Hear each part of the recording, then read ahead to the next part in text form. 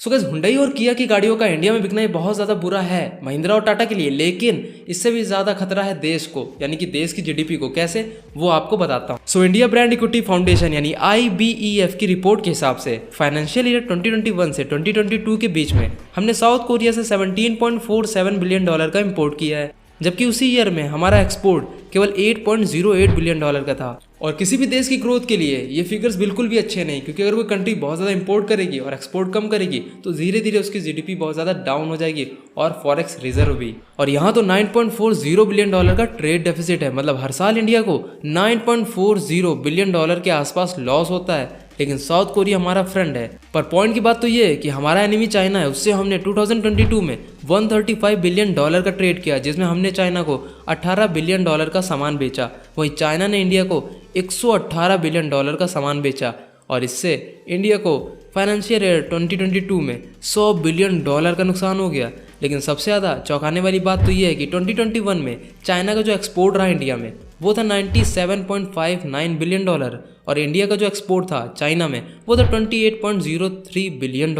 वहीं financial year 2022 में China ने जो एक्सपोर्ट किया वो बढ़ के हो गया $118 बिलियन, जबकि इंडिया का जो एक्सपोर्ट था चाइना में वो घट के 28 से 18 पे आ गया, $18 बिलियन। मतलब रियल मायने में बॉयकॉट चाइनीज प्रोडक्ट हम केवल चिल्ला रहे हैं, जबकि दूसरी तरफ चाइना इंडियन प्रोडक्ट को बैन करे जा रहा है। सो गाइस, आप भी एक रियल इंडियन कार गाय बनो और एटलीस्ट MG और BYD जैसी कार कंपनीज से कार खरीदने से बचो।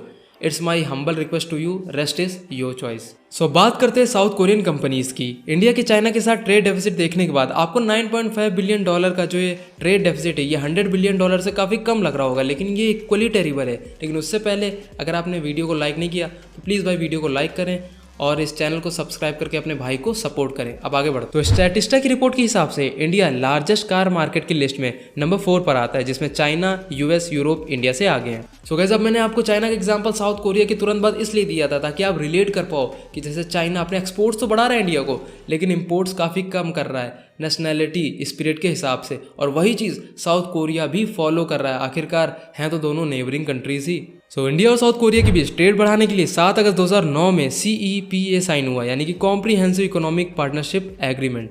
अब CEPA के हिसाब से काफ़ी टैरिफ इंडिया को मिले और काफ़ी टैरिफ साउथ कोरिया को मिले। इंडिया का एग्रीकल्चर सेक्टर काफ़ी स्ट्रॉन्ग था, तो इंडिया को एग्रीकल्चरल सेक्टर में टैरिफ मिला कि वो साउथ कोरिया में ग्रो कर सकता है लेस टैक्सेस पे। वही साउथ कोरिया को इंडिया में ये टैरिफ मिला कि आप अपनी कार को बेच सकते हो केवल 1% टैक्स पे, और जितने भी रॉ मटेरियल है उसे आप इंपोर्ट कर सकते हो, जैसे कि स्टील और आयरन। अब साउथ कोरिया ने भर भर के इंडिया में इंपोर्ट किया और यहाँ इंडस्ट्रीज़ भी बनाई।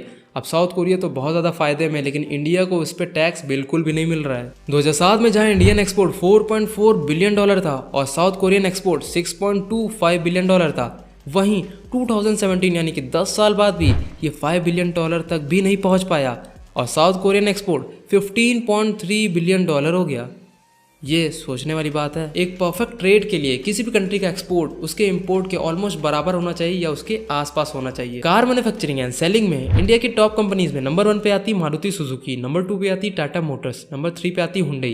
लेकिन कैच की बात यह है कि हुंडई और किया दोनों साउथ कोरियन है और दोनों सिस्टर ब्रांड है, तो दोनों को एक ही टैक्स ब्रैकेट में रखा जाता है, यानी कि 1% एक्सपोर्ट पे। अब अगर हुंडई और किया की सेल्स को कंबाइन कर ले तो वो टाटा मोटर्स की सेल्स को सरपास कर देगी। हुंडई ने ऑलमोस्ट 40 लाख गाड़ियां बेची और उस पर इंपोर्ट टैक्स कितना, ऑलमोस्ट 1%। सेम गोज विद किया, और इसे ऐसे समझो कि जो बेनिफिट इंडियन कंपनीज को इंडिया में रहकर मिलते हैं सेम वही हुंडई किया को मिल रहा है। बस फर्क सिर्फ इतना है कि हुंडई कमा कमा के बाहर साउथ कोरिया में भेज रहा है पैसा, और टाटा महिंद्रा इंडिया में ही इन्वेस्ट कर रहे हैं।